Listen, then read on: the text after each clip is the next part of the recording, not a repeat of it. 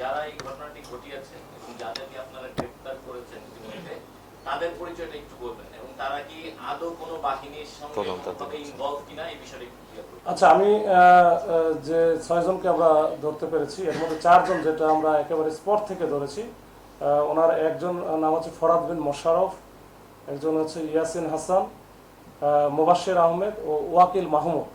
এদের প্রত্যেকের যেমন ফরাদ বিন মোশাররফ ওনার বাড়ি হচ্ছে গাইবান্ধা। তো এইভাবে যে বিভিন্ন জায়গায় বিভিন্ন অঞ্চলের এরা আছে, তো ওদেরকে আমি ধরছি। আর আজকে যে 2 জনকে ধরা হয়েছে এটার হচ্ছে নাম আমি একটু পরে দিচ্ছি আপনাদের। এইটা আসলে আমি বলি, এটা আমি বুঝতে পারছি। তো এই যে যাদেরকে আমরা অলরেডি ধরেছি এবং আরো সব মিলে 6 জনকে ধরা হলো, এই 6 জনের ব্যাপারে যেহেতু আমাদের এই বিষয়টা একেবারে তদন্তাধীনে আসছে এবং এটা অনেক বড় বিষয়, এখানে প্রায় 25 থেকে 30 জনের মতো একটা টিম কাজ করেছে।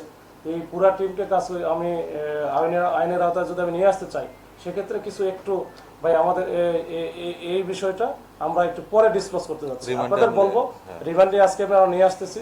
রিমান্ডে নিয়ে আসার পরে কারণ তারা তো বিভিন্নভাবে এলোপাথারি অনেক তথ্য দিয়েছে, যে তথ্যগুলো আমরা ভেরিফাই করতে পারি না। এই ভেরিফাই করতে গেলে আমার একটু সময় লাগবে।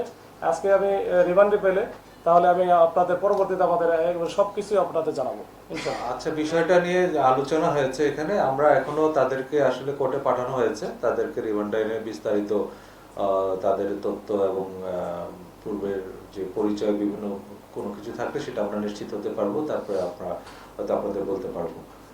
ধন্যবাদ।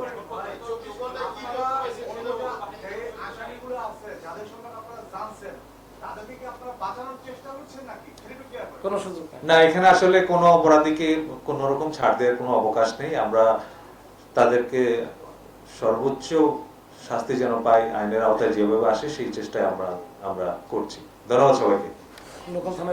আমরা আপনি যে গুরুত্বপূর্ণ একটা কথা বলেছেন, ওনারা কিন্তু 999-এ ফোন করেছেন এবং এটা বুদ্ধিমত্তার পরিচয় দিয়েছেন। আমরা জনগণকে বারবার অনুরোধ করছি, আপনাদের সামনে যদি এরকম কোনো ঘটনা, সন্দেহজনক কোনো কিছু পরিস্থিতির উদ্ভব হয়, আপনারা কোনোভাবে আইন নিজের হাতে তুলে নেবেন না, আপনারা পুলিশকে ফোন দেবেন।